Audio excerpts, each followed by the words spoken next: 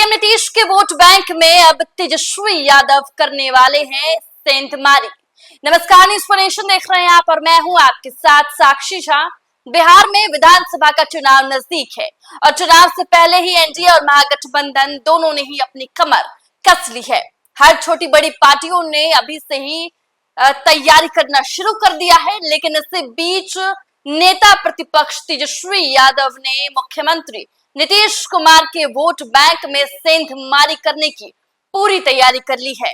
क्या कुछ राजनीतिक गलियारों से खबरें सामने आ रही है, चलिए हम आपको इनसाइड स्टोरी बताते हैं। बिहार में इस साल के अंत में विधानसभा चुनाव होने वाले हैं। इससे पहले विपक्षी राष्ट्रीय जनता दल ने एक बड़ा कदम उठाया है। आरजेडी ने मंगनी लाल मंडल को अपना नया प्रदेश अध्यक्ष बनाया है। यह पहली बार है जब आरजेडी ने किसी ऐसे व्यक्ति को चुना है जो अत्यंत पिछड़ा वर्ग से है, यानी कि ईबीसी से। बिहार में ईबीसी एक ऐसा वोटिंग समूह है जिसमें 113 जातियां शामिल है और ये राज्य की आबादी का 36% है। अब सवाल ये है कि क्या आरजेडी मंडल की नियुक्ति के माध्यम से ईबीसी को आकर्षित करने में सफल होगी?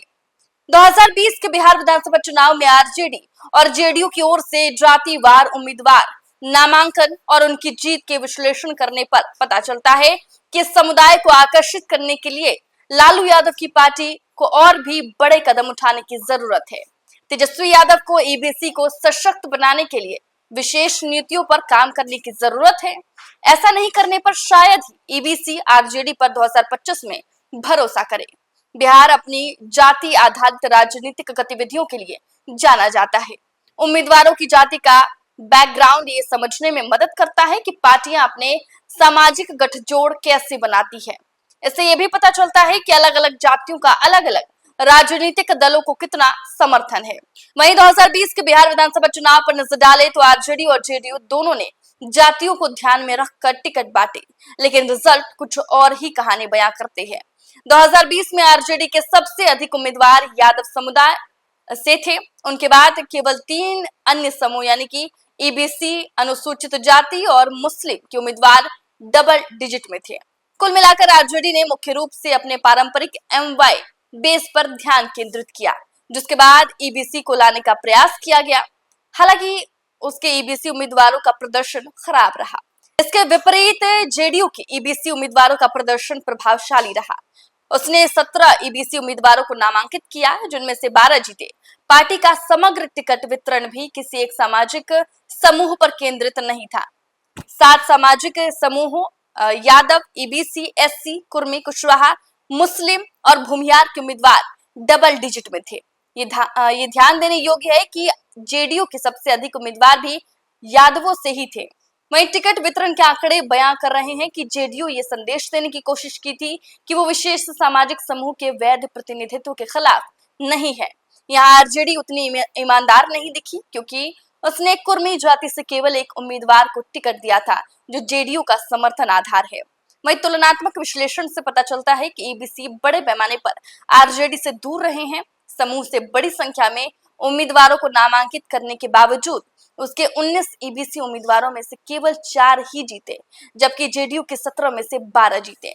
अक्सर कहा जाता है कि नीतीश कुमार ने महिलाओं, एमबीसी और महादलितों का एक निर्वाचन क्षेत्र बनाया है और ये सामाजिक समूह धीरे धीरे जेडीयू का एक मजबूत समर्थन आधार बन गए हैं। किसी भी राजनीतिक दल के सामाजिक आधार को तोड़ने के लिए एक प्रतिद्वंदी आमतौर पर 2 रणनीतियों का इस्तेमाल करता है: टिकट बंटवारा और नीति परिवर्तन। पहली बात उन जातियों और समुदायों से उम्मीदवारों को टिकट देना, जबकि दूसरे में उन नीतियों का वादा करना शामिल है जो उन्हें लाभ पहुंचाती है। आरजेडी ने पहली रणनीति पर भरोसा किया और 2020 के चुनाव में बड़ी संख्या में ईबीसी उम्मीदवारों को टिकट दिया। कोई ये तर्क दे सकता है कि आरजेडी ने 10 लाख सरकारी नौकरियों का वादा करके नीति परिवर्तन की रणनीति भी अपनाई, जिससे ईबीसी को भी संभावित रूप से लाभ होगा। लेकिन सवाल उठता है कि रिजल्ट में ईबीसी वोटरों की प्रतिक्रिया क्यों नहीं रिफ्लेक्ट हुई। ऐसे में एक और बड़ी चुनौती राजद के सामने खड़ी होती है कि आखिर कैसे एबीसी वोटरों का भरोसा तेजस्वी यादव जीत पाएंगे। तो बता दें कि आगामी चुनाव में आरजेडी के तेजस्वी यादव आरक्षण की सीमा बढ़ाने के साथ साथ सरकारी नौकरियों के लिए एक डोमिसाइल नीति शुरू करने का वादा कर रहे हैं। हालांकि इनमें से कोई भी नीति विशेष रूप से ईबीसी की शिकायतों को दूर करने के लिए लक्षित नहीं है। जब तक पार्टी ऐसा नहीं करती तब तक उदासीनता को तोड़ना एक मुश्किल काम होगा। वहीं अगर मोटा मोटी देखा जाए तो आरजेडी के एमवाई बेस में ईबीसी को जोड़कर अपने सामाजिक गठबंधन का विस्तार करने के प्रयास ने पिछले चुनाव में उत्साहजनक परिणाम नहीं दिए।